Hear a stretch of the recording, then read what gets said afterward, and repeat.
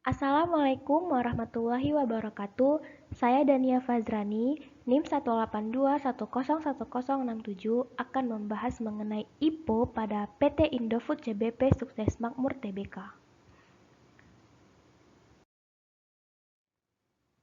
PT Indofood CBP Sukses Makmur Tbk atau ICBP didirikan pada tanggal 2 September tahun 2009 dan mulai beroperasi secara komersial pada 1 Oktober 2009. ICBP merupakan hasil pengalihan kegiatan usaha divisi mie instan dan divisi penyedap rasa Indofood Sukses Makmur Tbk atau INDF. Ruang lingkup kegiatan ICBP meliputi produksi mie dan bumbu penyedap, produk makanan kuliner, biskuit, makanan ringan, nutrisi dan makanan khusus, kemasan, perdagangan, transportasi, pergudangan dan pendinginan, jasa manajemen serta penelitian dan pengembangan.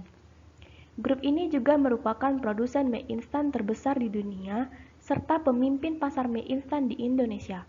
Seperti produknya yang laris di pasaran, saham ICBP juga termasuk saham yang paling liquid di bursa dan masuk indeks saham LQ45.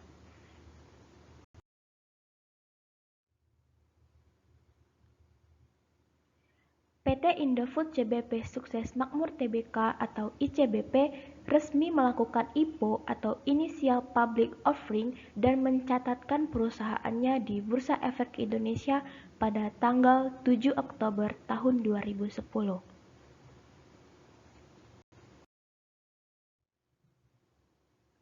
Adapun alasan ICBP melakukan IPO dikarenakan pada saat itu PT Indofood Sukses Makmur Tbk atau INDF selaku induk ICBP memiliki cukup banyak utang.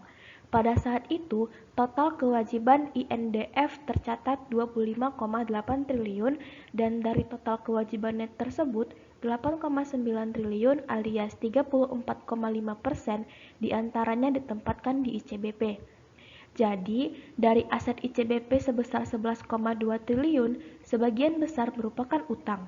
Dan hal tersebut sudah tercermin dari tujuan IPO-nya, di mana 70-80% dari dana hasil IPO akan digunakan untuk membayar utang perusahaan.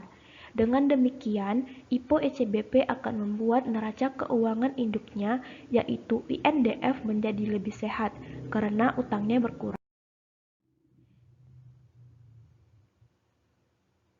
ICBP melakukan penawaran saham ke publik sebanyak 1.166.191.000 lembar atau setara 20% dari total modal disetor, yaitu 5.830.954.000 dan adapun harga penawaran saat IPO yaitu sebesar Rp5.395 per lembar.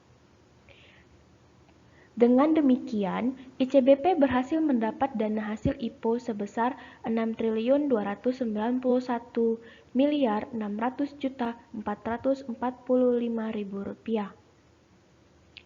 Pasca IPO, jumlah saham beredar ICBP menjadi sebanyak 5.830.954.000 lembar dengan komposisi pemegang saham yaitu INDF sebesar 80% dan publik sebesar 20%.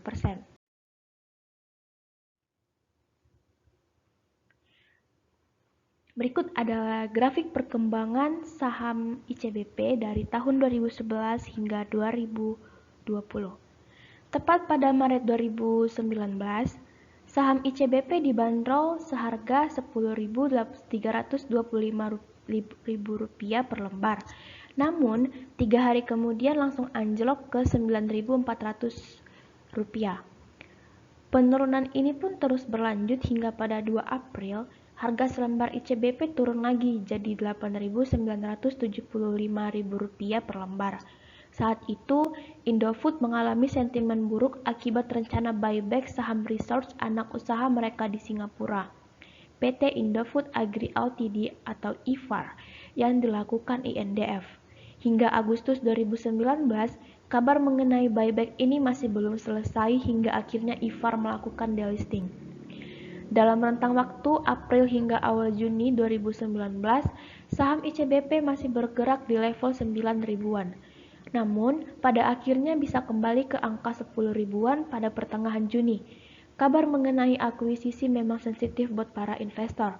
Namun, setiap akuisisi atau buyback tentu nggak serta-merta dilakukan tanpa alasan.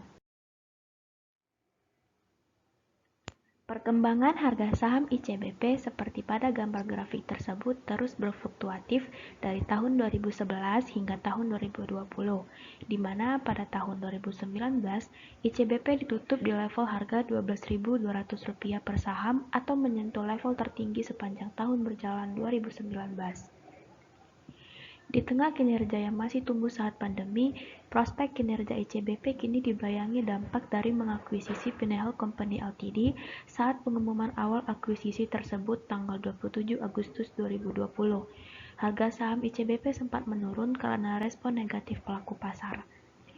Namun secara perlahan, kini harga ICBP kembali naik karena tertopang sentimen positif dari tumbuhnya kinerja. Sekianlah yang dapat saya sampaikan. Terima kasih.